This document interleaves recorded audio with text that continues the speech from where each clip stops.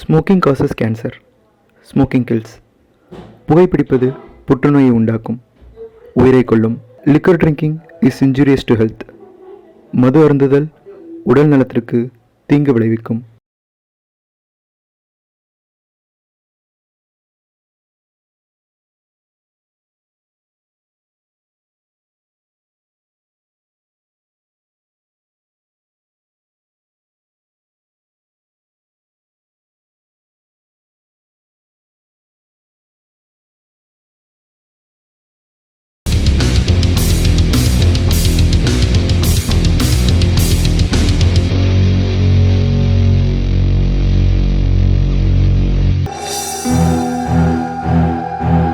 அப்பா அவங்க மறுபடியும் வந்துட்டாங்க.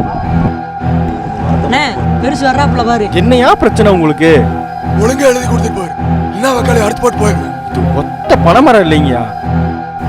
சாமி, வெட்டி வித்தா 500 ரூபாய்க்கு போகாது. இந்த ஒத்த பனைமரத்தை வச்சுட்டு நீ என்ன செய்ய போற? பணத்தோட மதிப்பு தெரியுது உங்களுக்கு, பனை மரத்தோட மதிப்பு தெரியல. பனைமரம் தமிழனின் அடையாளம். பனை காத்து பரம்பரை காத்திடு. பாமனிதா, பனையை மீட்டெடுப்போம்.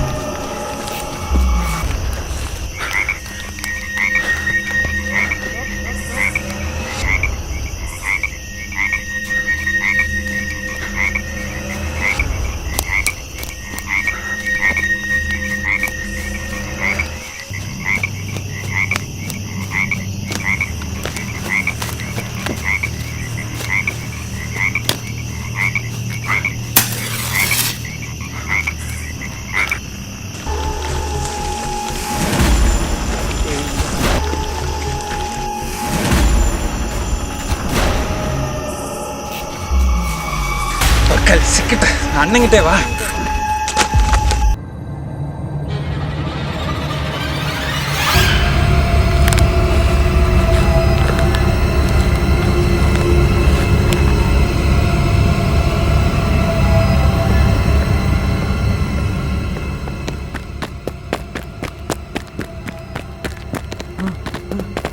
ஐயோ அடிக்காதீங்கண்ணா, வேணாண்ணா, விட்டு வேணா, அடிக்காதீங்கண்ணா.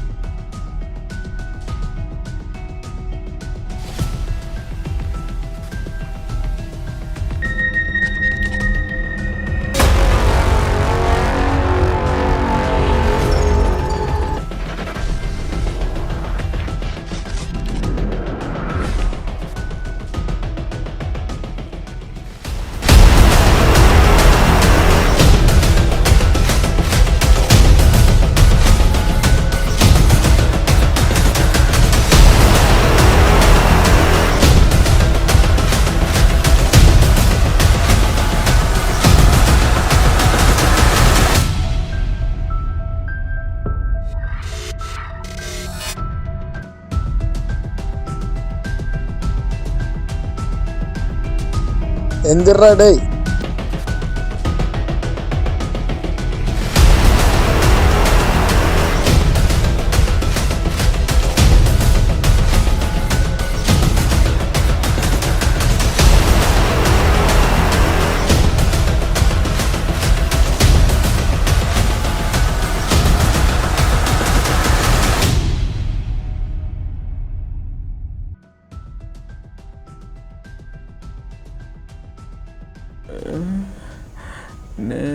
இந்த மாதிரி பண்ண மாட்டேனே, விட்டுருங்கண்ணே, விட்டுருங்கண்ணே. தெரியாம பண்ணிட்டேனே. டே காமனர்ரா. நே தெரியாம பண்ணிட்டேனே. இந்த கைதானா? நே தெரியாம பண்ணிட்டேனே. என்னை விட்டுனே. இனிமேல் இப்படி பண்ண மாட்டேனே. நே பணத்துக்கு ஆசைப்பட்டு இப்படி பண்ணிட்டேனே. நீ ரொம்ப நேரமா அழுதுட்டு இருக்கிறல்ல? இனிமேல் இப்படி பண்ண மாட்டேனே. விட்டுனே. என்னை பத்தி தெரியும்ல? இனிமேல் பண்ணவே மாட்டேனே. மன்னிச்சுக்கனே. தெரியாம பண்ணிட்டேனே. என்னை விட்டுனே. இனிமேல் இப்படி பண்ண மாட்டேனே. என்ன மணி கேட்டியா? அண்ணா இல்லண்ணா ஊழ உதறி விடுறான் கூட இருந்த குழி பிடிச்ச துரோகி. இனிமேல் இப்படி பண்ண மாட்டேனே. ஏண்டா, நானும் வருஷ கணக்கா பாக்குறேன். தப்பு பண்றோம்ல, தெரியாம பண்ணிட்டேன்னா அப்ப எவனுமே தெரிஞ்சே தப்பு பண்றது இல்லையா? அதான் நீ பண்றலண்ணா. தெரியாம பண்ணிட்டேனே. விட்டுனே. இனிமேல் இப்படி பண்ண மாட்டேனே. ஆசைப்பட்டு இப்படி பண்ணிட்டேனே. இந்த சாக்கடை உருவாக்கி எத்தனை நாள் எத்தனை பேருக்கு சமாதி கட்டின, எத்தனை பேர்கிட்ட பொத்திக்கிட்டு இருந்தா நீ எனக்கு தாண்டா தெரியும். ஒத்தா உனக்கு அவ்வளவு ஈஸியா போச்சுல்ல? பணத்துக்கு ஆசைப்பட்டு இப்படி பண்ணிட்டேனே. ப்ளீஸ் விட்டுனே. இனிமேல் இப்படி பண்ண மாட்டேனே. விட்டுனே. அண்ணா அண்ணாட்ட கொடுக்குறேன். அண்ணா அண்ணன் லைனில் இருக்காரு. ஒரு குட் நியூஸ். இப்போ இது வேண்டாம்னு நினைக்கிறேன். வேடுறா. ஹலோ, அப்படியாண்ணே? எப்பண்ணே? ஓகேண்ணே. அப்ப சாயங்காலம் நம்ம ஏரியாவுக்கு 4 மணி போக்கில் வந்துடுங்க. சரியா? ஓகேண்ணே. ஓகேண்ணே.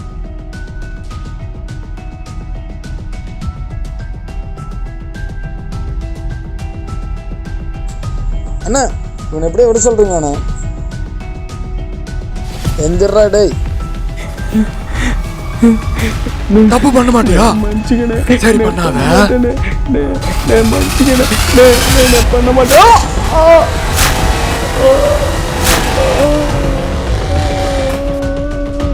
தூக்கி போடுற அவனை.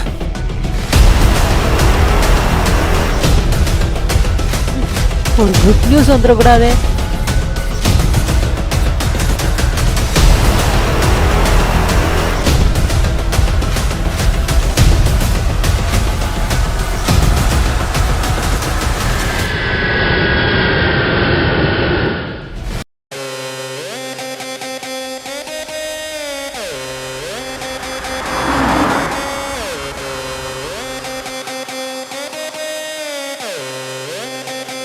டிரைவர், இன்னும் எவ்வளோ தூரம்?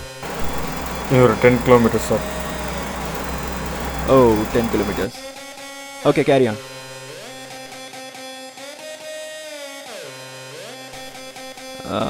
பிரசாத். Yes sir. ஏரியாவில் ரொம்ப சேஞ்ச் ஆயிடுச்சுல? எல்லா ஏரியாவும் ரொம்ப சேஞ்ச் ஆயிருக்குங்க சார். உங்களுக்கு பிடிச்ச மாதிரி நிறைய ஏரியாஸ் மாதிரி இருக்குங்க சார். எதை வேணால் நம்ம இங்கே ஓகே பண்ணிக்கலாம். கார்த்தி ஒரு ஏரியா முடிச்சிருக்கா, அப்படி அதை பார்க்க தான் நம்ம போயிட்டு இருக்கோம். கார்த்திக் சார் வர்றாங்களா sir? Yeah, he is on the way. Okay sir.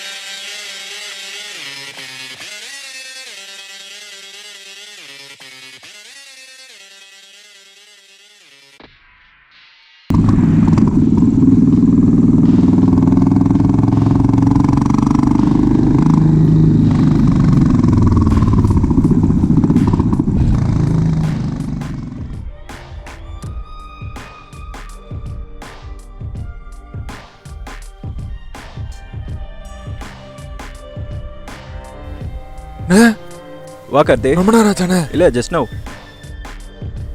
எப்படி இருக்க? நல்லா இருக்குண்ணே. நமக்கு என்னண்ணே நீங்க இருக்கும்போது சும்மா ஜம்முன்னு. பிரசாந்த் நீங்க எப்படி இருக்கீங்க? நல்லா இருக்கண்ணா, நல்லா இருக்கேன். அப்புறம் கார்த்தி, அடுத்த எலெக்ஷன் நம்ம தானே? நம்ம தான். எவ்வளோ செலவானாலும் பரவாயில்ல கார்த்தி, பார்த்துக்கலாம். சரி, இந்த இடத்துக்கு பெரிய பருப்பு மாதிரி பேசணும், எப்படி முடிச்ச? அதுவாண்ணே, பணத்தை கொடுத்தேன் மயங்கல, கத்தையை காமிச்சேன் பயப்படல, அதான் குடும்பத்தில் எல்லாத்தையும் தூக்கிட்டேன், அப்படியே தூக்கி கொடுத்துட்டான். கார்த்தி நான் சும்மாவா? இந்த பார் கார்த்தி, நான் கோட்டு சுட்டு போட்டாலும் பிடிச்ச கத்தியோட கூர்மை என்ன குறையல, அதே மாதிரி தான் நீயும். சீக்கிரமே இங்கே ஒரு ஹாஸ்பிட்டல், ஒரு மெடிக்கல் காலேஜ் கட்டணும். பண்ணிக்கலாண்ணே, நல்ல வருமானம். நல்ல வருமானம் தான். என்ன ஒரு 6 மாதத்துக்கு முன்னாடியே ப்ராஜெக்டை முடிச்சிருந்தா இந்த கொரோனா வச்சு ஒரு அள்ளி இருக்கலாம். Just miss. கொரோனாவில் அவ்வளோ வருமானம் அண்ணே? கார்த்தி, எல்லா நாட்டை பொறுத்தவரை இட்ஸ் ஜஸ்ட் டிசீஸ், ஆனால் இந்தியாவை பொறுத்த வரைக்கும் இட்ஸ் அ பிஸ்னஸ். மருந்தே கண்டுபிடிக்காத வியாதிக்கு லட்சக்கணக்கில் பில்லு போட்டால் வருமானம் வரதானே செய்யும். ஒன்றும் பிரச்சனை இல்லை, ஒரு 6 மாதத்தில் முடிச்சிடலாம். பக்கத்தில் வேறு ஒரு பவர் பிளான்ட் வருது, ஸோ ஏரியா டெவலப் ஆகிடும், ஒன்றும் பிரச்சனை இல்லை. அப்பா, செருப்பு வேற அந்து போச்சு. விவசாயம் பண்ணி ஊருக்கே சோறு போடுறோம், நமக்கு மட்டும் ரேஷன் கடையில் அரிசி இல்லை பருப்பு இல்லைங்கிறாங்க. என்னதான் கவர்மெண்ட்டும்.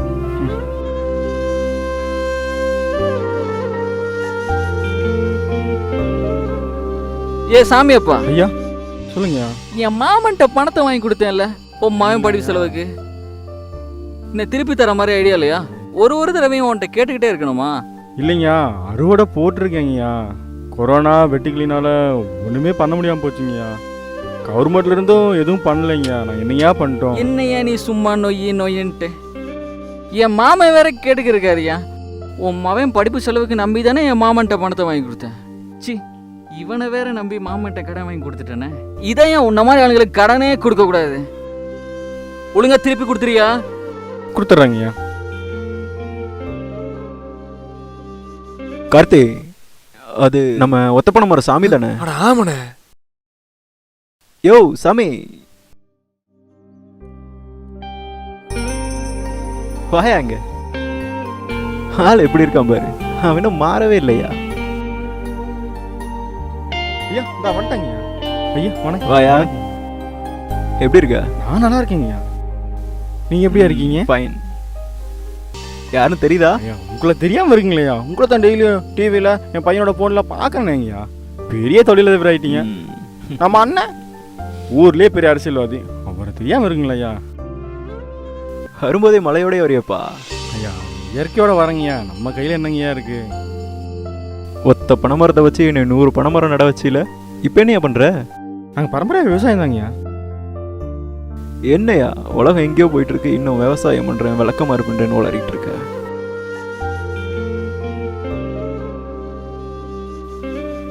யோ சாமி, பனைமரத்தில் மொத்தம் எத்தனை வகை இருக்கு தெரியுமா? எங்க சொல்லுங்க பாப்போம். அப்படின்னு ஒரு பையன் என்னையா பண்றான்? படிக்கிறாங்கய்யா. என்னையா படிக்கிறான்? விவசாய படிப்பு தாங்கய்யா. விவசாயமா? எது அக்ரியா? ஆமாங்கய்யா. யோ, அவன் இன்ஜினியரிங் படிச்சுட்டு வேலை இல்லாமல் சுற்றிட்டு இருக்கான். உன் பையனையும் உன்னை மாதிரி கஷ்டப்படுத்த போறியா? ஐயா பெரிய பெரிய படிப்பு படித்தவங்களாம் கடைசியில் விவசாயம் தான் பார்க்க வராங்க. என் பையன் கூட விவசாயங்கிறது படிப்பு இல்லை, தெய்வத்தோட வேலைன்னு சொல்லிட்டு விருப்பப்பட்டு படிக்கிறாங்கய்யா. அட பாரியா. சரி, இன்னும் 1 வருஷத்துல இங்கே ஒரு மெடிக்கல் காலேஜ் வந்துடும். உன் பையனை வர சொல்லியா, ஒரு சீட் கொடுத்துடலாம்.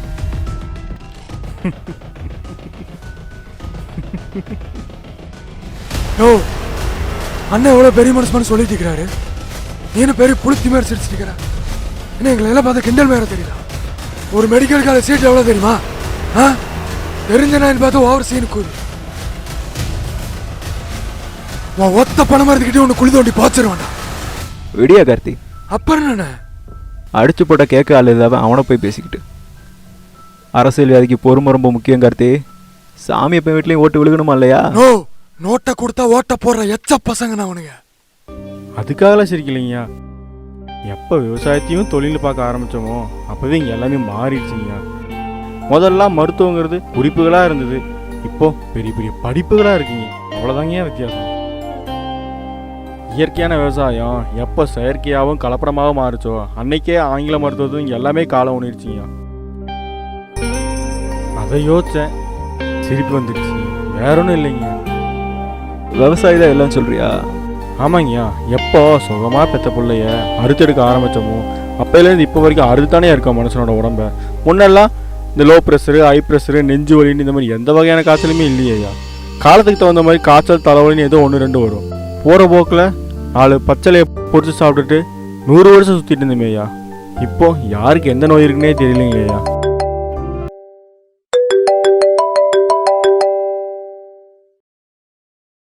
ஹலோ, என்ன மாதவா? நான் ஒரு முக்கியமான விஷயம்ண்ணா. எதுவும் பிரச்சனையா? நான் பிபி மாத்திரை போட மறந்துட்டேண்ணா. யாருக்கிட்டையும் டென்ஷன் ஆயிடாதண்ணா. டேய் போன வைடா, கூப்பிட்றேன்டா. ஒன்னும் இல்லை, சும்மா. நீ சொல்றத பார்த்தா விவசாயி தான் அந்த உலகத்தையே காப்பாத்துறங்கிற மாதிரி சொல்ற. ஆமாங்கய்யா, சத்தியமாக தாங்க உண்மை. மொத்த காலத்தை விடுங்க, இப்போ கொரோனான்னு ஒரு வைரஸ் உலகத்தையே ஆட்டி படைச்சிட்டு இருக்கு. ஆடம்பரத்துலேருந்து அத்தியாவசியம் வரைக்கும் எல்லாத்தையும் முடக்கிடுச்சு. சாதி பாத்திர, பணக்கார, ஏழை எல்லாம் ஒரே லைனில் நின்னோம். எதுக்காக? காய்கறி வாங்குறதுக்காக. எந்த காயில் எந்த எதிர்ப்பு சக்தி இருக்குன்னு தேடி தேடி ஓடி ஓடியே வாங்கணும். இன்னும் சொல்ல போனால் காவல் நிலையத்திலேருந்து நம்ம கும்புற கடவுளோட கருவறை வரைக்கும் மூடிட்டோம். எல்லாத்துக்கும் தடை போட முடிஞ்ச நம்மளால மனுஷனோட வயிற்றுக்கு தடை போட முடியுமா ஐயா? நம்ம தேவைகளுக்காக எல்லா பறவைகளையும் எல்லா விலங்குகளையும் அழிச்சிட்டோம். அதுக்கெல்லாம் இருந்திருந்தா சாதாரண வெட்டிக்கிளி கூட போராட வேண்டிய அவசியம் நமக்கு வந்திருக்காது. இங்கே நோயால் சத்தவனை விட வறுமையால் சத்தவன் தான் அதிகம்.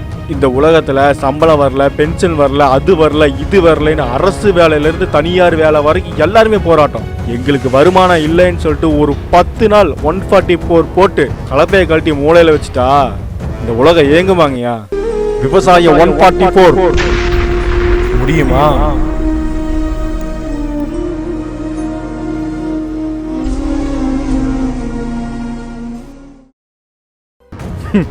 ஆகாயத்தை அழுக்காக்கி பூமியை மலடாக்கி மனுஷனை மிருகமாக மாற்றி வச்சுருக்கோம்.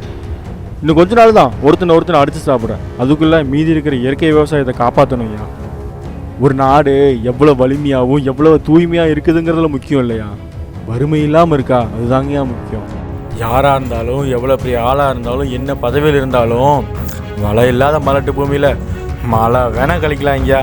வேறு ஒன்றத்தையும் மலர வைக்க முடியாது. ஏதாவது தப்பாக பேசியிருந்தா என்னை மன்னிச்சுக்கோங்க. ஐயா கடைசியாக ஒன்றுங்க, என்னைக்கு விவசாயமும் கவர்மெண்ட் தொழிலாக மாறுதோ அப்போ தான் விவசாயமும் நல்லா இருப்போம், விவசாயமும் நல்லா இருக்குங்க. வரேங்க.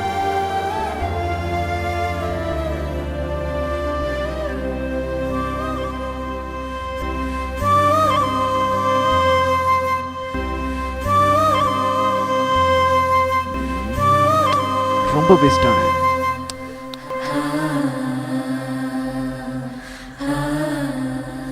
டேய் மச்சான், டிக்டாக் தான் போச்சு. அத்தா செல்ஃபி வந்தாடா. சார் அங்க பாருங்க. ஏய் சாமி, ஏய்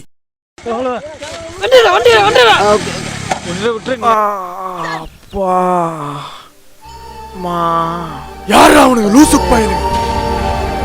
ஐயா இருக்குங்க பரவாயில்லைங்க பார்த்துக்கோங்க.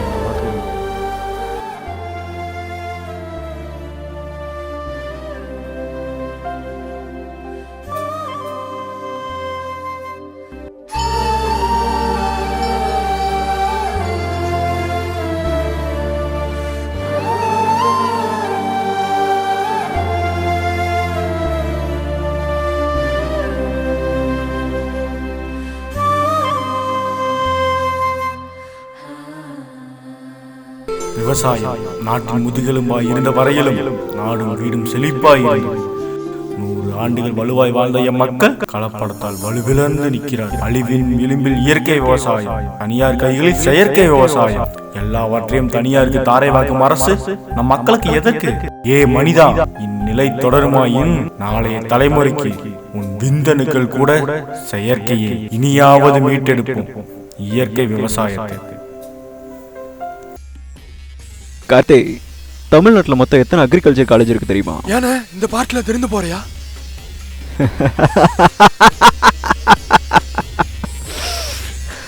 கார்த்தி, சாமி இப்போ சொன்னது சரிதான். இன்னும் 10 வருஷத்தில் தமிழ்நாட்டில் தெருவுக்கு 4 டாக்டர் இருப்பான், வீதிக்கு 4 இன்ஜினியர் இருப்பான், ஆனால் ஊருக்கு ஒரு விவசாயி தான் இருப்பான். அந்த நிலைமை வரும்போது அந்த ஒருத்தன் தான் எல்லாருக்கும் கடவுளாக தெரியும். அது மட்டும் நடந்துடக்கூடாது. சாப்பாட்டை விளைய வைக்கிற அவனே கடவுள்னா அவனை உருவாக்குற நம்ம நாளைக்கு ஒரு மெடிக்கல் சீட்டோட வேல்யூ ஒரு அக்ரிகல்ச்சர் சீட்டுக்கு ஈக்குவலாக இருக்கும். விவசாயமும் கார்ப்பரேட் கையில் தான் இருக்கணும்.